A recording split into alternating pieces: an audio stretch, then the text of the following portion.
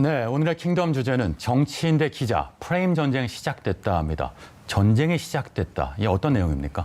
아마 전쟁으로 느꼈다는 것부터가 좀 재미있죠. 정치인이 이 기사 좀 잘못됐다라고 했을 때 그 부분에서 실명을 언급하고 언론사를 언급했을 때 많은 언론 소비자분들이 거기 가서 직접적으로 잘못된 것이 아니냐로 항의를 표현하는 겁니다. 근데 이 부분에서 이제 전쟁까지라고 얘기를 할 수 있다라는 건 과거에는 이런 일들이 있다고 할지언정 대부분 언론의 자유가 보호되어야 되는 쪽으로 더 정당성이 실렸다면 네. 지금은 그 부분이 팽팽하기 때문에 전쟁이란 말까지 쓰여지고 있는 거거든요. 아마도 징벌적 손해배상제도와 함께 좀 그런 어떤 의미에서 언론의 신뢰도 문제와 이런 평가 문제가 결부된 게 아닌가 싶습니다. 네, 말씀하신 것처럼 오늘 언론의 징벌적 손해배상제도까지 한번 짚어보겠습니다. 일단 관련된 에피소드가 하나 있는데요. 자, 어제 추미애 법무부 장관이 자택 앞에서 취재 중이던 기자의 사진을 찍어서 자신의 SNS에 올렸습니다. 그러니까 이른바 좌표 찍기를 한 게 아니냐 이런 비판이 있는데 어떻습니까?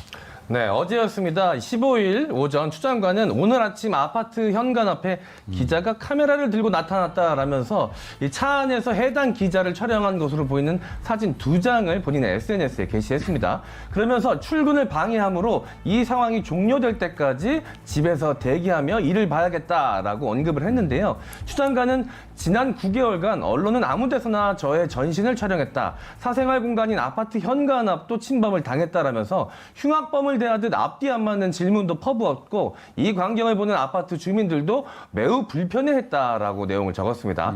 애초에는 해당 기자의 얼굴이 그대로 노출된 사진을 올렸다가 논란이 되자 이 얼굴에는 모자이크 처리를 했습니다. 네, 강정희 의원, 기자의 과도한 취재입니까? 아니면 기자 얼굴을 공개적으로 올린 추 장관한테 좀 문제가 있는 겁니까? 어떻게 봐야 할까요? 좀 거꾸로 질문 한번 던지고 싶어요. 저 네. 기자는 소위 말하는 황색 언론 혹은 옐로우 저널리즘 출신의 파파라치입니까? 아니면 이름을 대면 알만한 퀄러티 페이퍼, 기성 미디어에 속해 있는 말 그대로 기자입니까? 제가 봐서는 저 장면으로선 구분이 안 가는 게 가장 큰 문제라는 겁니다. 소위 말하는 뻗치기를 하는 기자들이 굉장히 여러 부분에서 우리가 지금 여러 번 봤어요. 박원순 시장 돌아가셨을 때도 봤고 조국 장관 정권 그 전국에서도 봤었는데 기자의 어떤 품질이 전혀 소비자에게 구분가지 않는 상황이 바로 이런 상황이라 할 수 있겠고 사생활을 지켜주고 포토라인이라든가 취재 라인이라는 건 어떤 점에서 취재 당하는 사람이 치는 게 아니라 바로 언론이 자체적으로 자기가 쳐야 되는 라인이 있는 겁니다. 이 선이라는 걸 언론이 아무도 지키지 않고 제시하지 않는 상황에서 취재할 권리 그리고 어떤 표현의 자유만 주장한다면 이 라인에 대해서 누구도 좀 납득하기 어렵지 않을까라는 생각이 듭니다. 네, 말씀하신 것처럼 기자의 품질, 언론의 품격 이런 것들이 소비자들이 이미 예민해진 시장이니까요. 세상이니까요. 자, 여기서 좌표 찍기란 게 무엇인지 한번 살펴볼까 싶은데 좌표 찍기가 뭡니까? 네, 좌표를 찍는다라는 표현은 인터넷상에서 이용이 되는 약간 은어 같은 것입니다.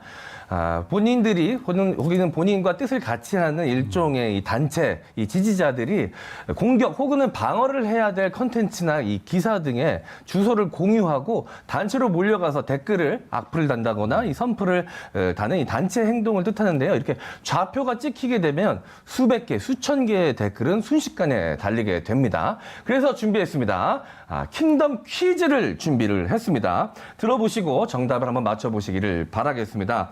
정상근 요원이 맞추셔야 됩니다. 한번 잘 들어보시길 바라겠습니다. 다음 중 좌표 찍기가 효과가 없는 사람은 누구일까요? 자, 1번 문재인 대통령.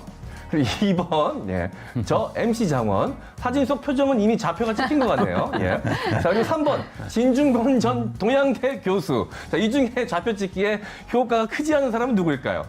정상근 의원? 네, 2번은 김정은 위원장 아닙니까?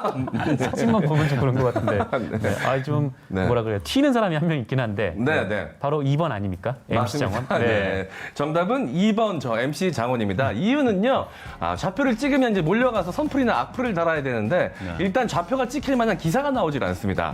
예, 그리고 기사가 나온다 한들 가서 아무리 악플을 달고 선풀을 달아도 그 기사를 보는 사람이 없습니다. 그러니까 효력이 없다고 봐야겠죠. 예, 정답 맞추셨습니다. 네, 고맙습니다. 네. 네. 네, 좌표 찍기. 근데 얼마 전에 기자협회 보가요. SNS에 기자 실명을 공개하고 기사를 비판하는 이런 좌표 찍기를 한 의원들을 비난하는 보도를 했었죠. 네, 그 기자협회보가 지난 6일에 이 정치인에게 좌표 찍히는 기자들이라는 그 기사를 냈습니다. 네. 여기에 보면 이 정치인들이 개인 SNS 계정에 그 언론 보도를 비판하면서 기자 실명을 언급하고 이른바 좌표 찍기 현상이 벌어지고 있다 이렇게 보도를 했는데요. 정청래 더불어민주당 의원은 지난달 17일 이 자신의 페이스북에 이 문재인 대통령 잘못하고 있다 50.3%, 네. 이 추미애 윤미향 여파 뭐 이런 기사를 쓴 기자의 이름을 올리면서 이런 좀 비판하는 내용의 게시글을 올리기도 했습니다. 네, 더불어민주당 이재정 의원도 자신의 SNS에 이 기사와 기자 이름을 올려 잘못된 부분을 언급을 했습니다. 이재정 의원은 지난달 9일 한 라디오에 출연해 추미애 법무부 장관의 아들 서모 씨 특혜 의혹에 대해서 언급을 했는데요. 한겨레는 이를 보도하면서 이 의원이 추 장관 아들의 병가 처리 문제는 육군 규정도 미군 규정도 다 병립할 수 있는데 흡사 서 씨의 주장이 부정된 것처럼 보도된다라고 주장했다는 식으로 직접 인용의 형식을 썼다. 이렇게 보도를 했습니다. 그러자 이 의원은 한겨레 직접 인용 보도를 문제 삼아 페이스북에 글을 남겼는데요. 기자님 말대로 해석도 문제지만 직접 인용, 따옴표 함부로 붙이면 안 되는 거 기사 작성 기본 아니신가? 기자님이야말로 부정확한 정보 책임지셔야 할 듯 싶습니다. 라는 글을 남겼습니다. 이 한겨레는 이에 대해서 어느 정도 인정을 하고 지적을 받아들여서 10일 오후 간접 인용 방식의 기사로 다시 기사 내용을 수정을 했습니다. 네, 강유정 의원, 일단 기사가 수정됐지만 여기서 끝난 게 아니라고요. 좌표 찍기의 끝이 여기서 끝이 아닌 거죠. 네. 그러니까 이 의원에게 기자 실명 태그를 좀 내려달라라고 이제 여러 차례 전화를 시도했다고 하고요. 연락이 되지 않자 이제 원내대표한테까지 전화를 해서 좀 내려달라라고 얘기를 했는데 좀 문제적인 건 바로 이 부분입니다. 왜 좌표 찍기가 나왔는가를 생각할 수밖에 없는데 저희가 정정 보도를 요청할 수 있습니다. 언론중재위원회를 거칠 수도 있고요. 그러나 이렇게 잘못된 기사가 일파만파 퍼져나가는 동안 정정 보도를 만들어가는 기간은 어떨 때는 짧으면 몇 주밖에 안 되지만 길게는 거의 몇 년까지 가는 상황이 이어지거든요. 결국 이 좌표 찍기라는 걸 언론이 자신이 알려야 될 권리에 대해서 말하자면 어젠다 세팅을 해서 상황을 만들어가야 되는데 특정한 인물들을 간혹은 어젠다 세팅이 아니라 정말 찍어서 기사를 남발하는 경우가 가끔 있다라는 겁니다. 그렇게 봤을 때 정말 우리가 과정을 통한 해결이 너무 시간이 오래 걸리고 이게 해결이 잘 안 된다고 생각하면 직접적으로 나설 수밖에 없다라는 그런 필요성에서 여기가 나온 거라고 할 수 있겠고 결국 기자는 언제나 잘못된 보도에서 정정 보도는 하지만 기자 개인이 실명으로 사과하는 경우는 거의 없습니다. 제가 본 적이 없고요. 이 익명성과 실명성의 그런 균형 감각이라는 문제가 결국 이 좌표찍기라는 현실을 만들어낸 거 아닌가라는 생각이 들기도 해요. 네. 이 질문은 기자인 정상근 기자한테 해야 될 것 같은데요. 네. 언론도 좌표 찍기를 하잖아요. 그러니까 좌표 찍기를 당하기도 합니다만 어쨌든 기자 역시도 특정 정치인 또는 인물한테 좌표 찍기를 한다고도 할 수 있겠는데 이렇게 좌표 찍기가 또 역설적으로 기자한테 공격으로 이어지면 이거에 대해서 어떻게 반응하게 됩니까? 그러니까 뭐라고 할까요? 저도 이제 뭐 기사를 쓰면서 뭐 많은 또 악플과 네. 또 비난 메일과 많이 받아봤는데 네. 그럴 때마다 이제 나가서 하늘 보고 싶고 막 그런 생각이 들긴 하죠. 네, 소위 현타라고 하죠. 예. 현타가 오시는군요. 그럼요. 기자들도. 네. 그렇긴 한데, 근데 다만 좀 그런 건 있습니다. 그 제가 쓴 기사고 제 이름으로 나가는 거잖아요. 이제 그게 이제 뭐 제 이름이 감춰지는 게 아니고 매체만 나가는 게 아니라 그 밑에 제 이름과 제 이메일이 나간다는 말이죠. 또 그렇다면 또 그만큼 이 본인 기사에 대한 뭐 여러 가지 비판을 좀 감수해야 되는 측면이 있는 것도 있는 것도 있긴 합니다. 근데 다만 좀 뭐랄까요? 좀 지나치거나 뭐 이른바 좀 성희롱적인 그런 욕설이라거나 좀 그런 부분들은 좀 자제가 되어야 될 필요는 있는 것 같습니다. 자, 일단 두 가지 상반의 입장이 있을 것 같습니다. 정치인들이 기자 지명을 거론하는 좌표 찍기에 대해서 좌표 정치를 적극적으로 활용하고 있는 것이다. 이런 것도 있을 수 있겠고요.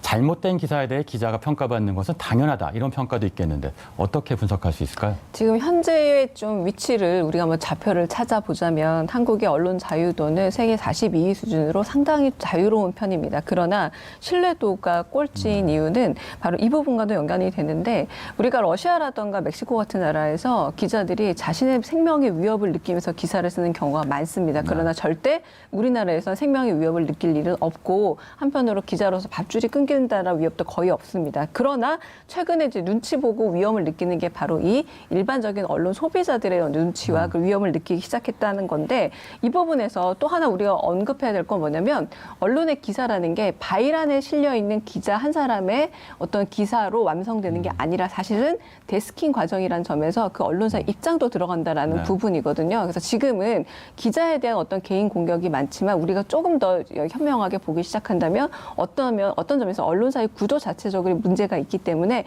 너무 개인에 대해서 어떤 인신 공격이라는 이런 부분은 어떤 점에서 효과가 반감될 수도 있다. 때로는 꼬리 자르기처럼 그 기자만 잘라내는 형국이 만들어질 수도 있다니 꼭 하고 싶습니다. 네, 좌표 찍기의 공격 대상이 기자들만인 것은 아닙니다. 다양한 형태의 좌표 찍기가 있는데 한번 분석해 주시죠. 네, 대표적인 이 좌표 찍기의 형태를 4가지 케이스로 한번 정리를 해봤습니다. 먼저 첫 번째 케이스입니다. 내 정치인 건들지 마! 네, 자신이 좋아하는 이 정치인을 정치인에게 우호적인 댓글을 계속해서 달고요.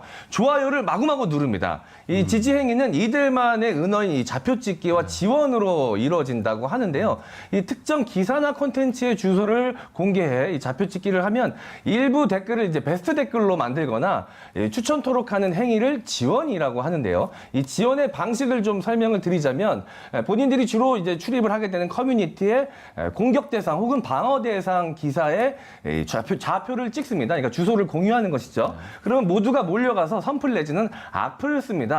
그리고 이제 그 댓글 중 좀 흥하는 댓글들이 있어요. 많은 사람들이 좀 반응하는 댓글은 베스트 댓글로 올리기 위해서 단체적으로 좋아요를 누릅니다. 그렇게 해서 베스트 댓글로 선정이 되면 최상단에 올라가게 됩니다. 그렇게 되면 그 상관이 없는 사람들도 그 기사에 들어오게 되면 가장 상단에 있는 댓글과 추천수가 많은 것을 보고 아 이것이 대세구나 여론이구나라고 자기도 모르게 약간 쏠림 현상이 생기게 됩니다.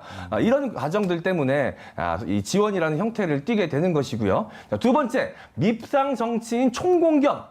자, 이게 팬덤이 높은 정치인을 공격했을 때는 오는 후폭풍도 거세게 됩니다. 자, 그렇기 때문에 이 댓글 테러는 물론 문자 폭주, 항의까지, 항의 전화까지 빗발친다고 합니다. 그리고 세 번째, 여론을 쥐락펴락. 이 실시간 검색어까지 좌표를 찍어 여론몰이를 하기도 합니다.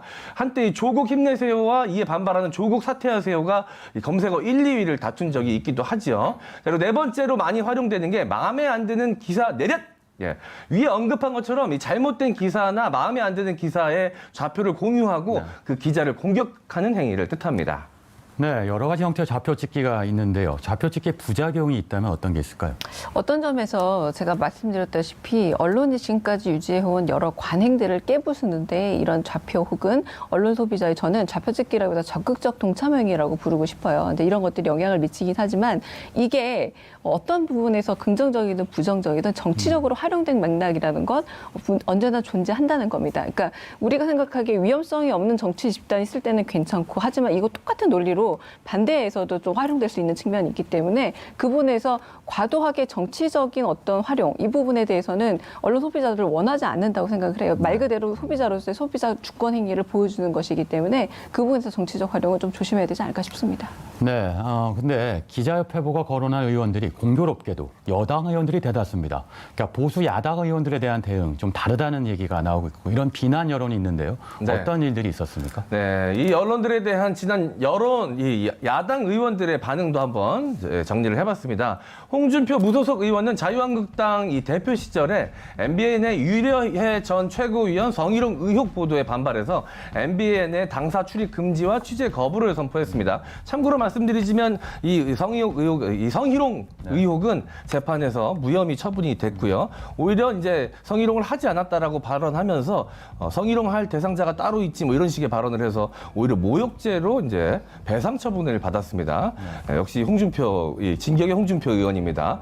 자, 그리고 이제 2018년 김성태 원내대표가 드루킹 특검을 요구하면서 당식 농성을 하던 중에 한 시민으로부터 이 턱을 가격당했을 당시에 이 자유한국당은 이 언론 보도에 대해서 무더기로 법적 대응으로 나섰었습니다. 이때 당시에도 이제 많은 의혹 보도들이 나섰었는데 뭐 짜고 치는 고스톱 아니었냐 뭐 이런 기사들이 나오기 시작하면서 뭐 울고 싶은 사람 뺨 때리기가 아니라 이제 밥 먹고 싶은 사람 턱 때리기다 뭐 이런 식의 발언들이 막 나오면서 문제가 되기도 했었습니다. 당시 박성중 홍보본부장은 이 조롱성 보도가 계속되고 있다라면서 가장 악의적인 가짜뉴스 30여 건에 대해 건당 5천만 원의 손해배상 청구를 하겠다라고 밝혔었습니다. 지난해 한국당은 이 불공정한 보도를 하는 언론사와 기자에게 삼진아웃제를 실시하겠다라면서 이 3차 경고 시에는 출입 금지 등의 제재를 하겠다라고 밝혔었는데요. 좀 특이했던 것은 당시 이 한국당 출입 기자들이 뭐 항의의 제스처를 전혀 취하지 않고 그냥 받아들였던 기억이 납니다. 굉장히 의례적인 일이죠. 그러네요. 자, 이제 결론부입니다. 자, 이런 가운데 언론에 대한 징벌적 손해배상 제도가 전면적으로 추진돼야 한다. 이런 움직임이 본격화되고 있죠. 네, 그렇습니다. 지난달 28일이죠. 이 법무부가 네. 언론사를 포함한 징벌적 손해배상을 포함하는 좀 이런 상법 개정안을 입법 예고를 한 바가 있습니다. 그래서 민주당이 이제 국정감사가 끝나는 대로 이제 바로 이제 본격 논의에 들어갈 예정이라고 밝혔는데. 네.